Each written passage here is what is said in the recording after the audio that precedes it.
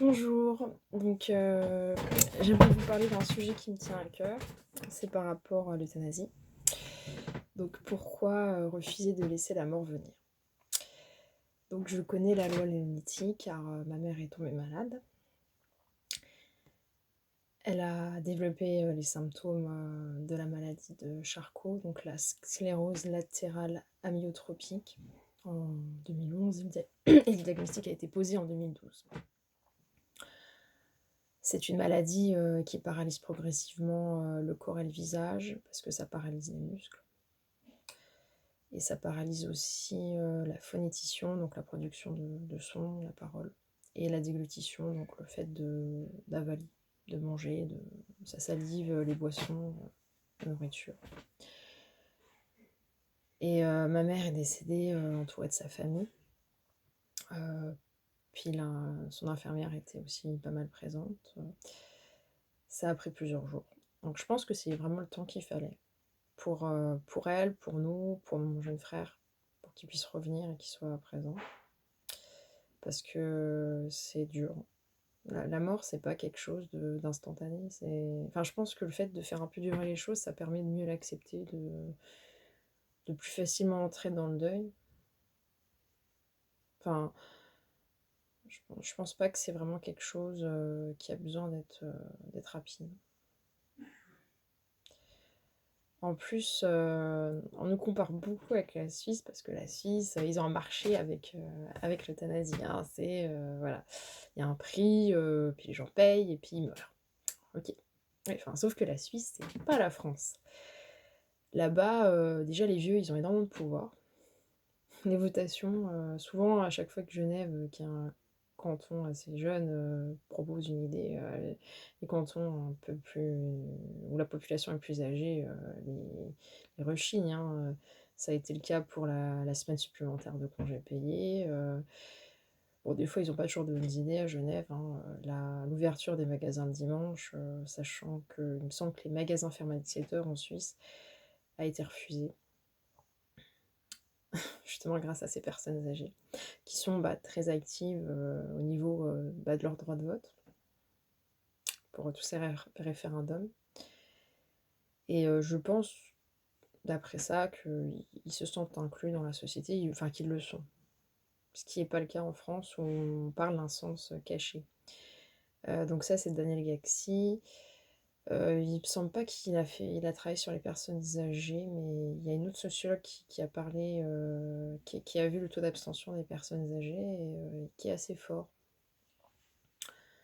Donc il y a pas que, hein, il y a aussi toutes les personnes, sans diplôme, pauvres, au chômage, qui ont tendance à s'exclure du droit de vote et à le rendre un peu censitaire en refusant d'exercer leur droit de vote. Donc, il y a aussi un autre, fait assez important en France, c'est le suicide. Donc il y a beaucoup de chômeurs aussi qui se suicident. Un par jour avant la crise, de la Covid-19. Alors aujourd'hui, je ne sais pas, c'est peut-être pire.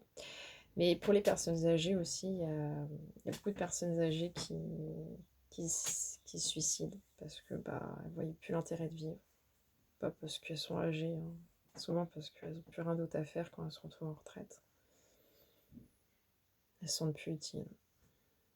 Souvent le suicide, c'est dû, à la dépression. La dépression, elle vient pas toute seule, hein. Donc je pense que leur laisser, aux personnes malades, âgées, handicapées, la possibilité de vivre, leur laisser le choix de mourir sans leur laisser la possibilité de vivre, normalement, en les laissant à part, en les excluant. Je pense pas que ça soit vraiment humain, que ça soit pas si progressif que ça. Parce que bon, pareil, hein, les personnes en situation de handicap, elles sont pas super exclues non plus, hein. Il y a beaucoup de chômage, hein, beaucoup plus en général, il y a 2 fois plus de chômage chez elles que chez les personnes non handicapées. Et puis, la société française, elle est très, excluante, hein. Souvent, on mélange pas les âges. À l'école, On est toujours avec des gens de notre âge, on s'amuse pas à mélanger les tranches d'âge. Les personnes âgées, on a tendance à les mettre dans des maisons de retraite, dans des EHPAD quand elles sont en plus malades ou handicapées. On n'a pas la logique d'inclure, de mélanger les gens. On n'a pas la logique de vraiment pratiquer le vivre ensemble. Et pareil, hein, quand on est malade, on n'a plus la vie. Il n'y a pas grand-chose de prévu pour maintenir notre vie d'avant. Hein. Rien que partir en vacances, c'est plus compliqué. Des choses qu'on fait vraiment sur un coup de tête. Donc oui, ça peut être les vacances, mais ça peut être aussi aller au cinéma, au musée, toutes ces activités un peu basiques. Non, on peut pas. Enfin, on peut, mais ça demande plus d'organisation. Faut être beaucoup plus motivé, beaucoup plus volontaire. Donc on y va forcément moins.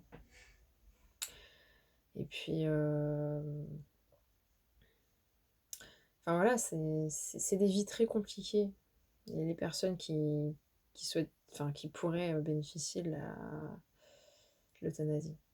Donc peut-être qu'on ferait mieux de décomplexifier leur vie en les incluant, plutôt qu'en continuant l'exclusion jusqu'au bout, en leur permettant de mourir.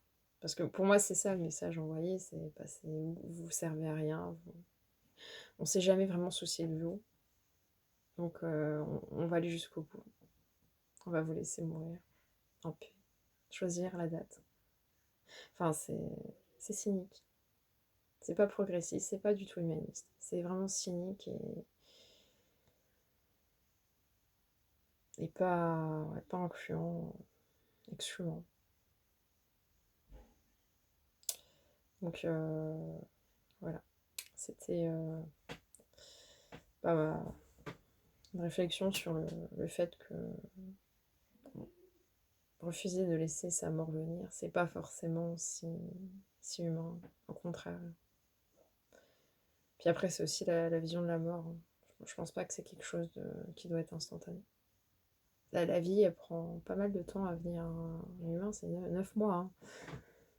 Je vois pas pourquoi on devrait être si rapide au niveau de la mort. Ça n'a pas de sens. Et c'est important de prendre son temps en général. Voilà. Je vous remercie de m'avoir écouté. Au revoir.